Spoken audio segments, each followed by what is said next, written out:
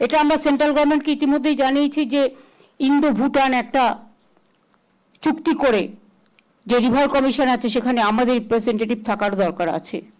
ওই অঞ্চলে বৃষ্টি হলেই আলিপুরদুয়ার, জলপাইগুড়ি, কালিম্পং, কোচবিহার, তাছাড়াও পাহাড়ে নানা রকম আপনারা জানেন ল্যান্ডস্লাইড হয় এই সময়।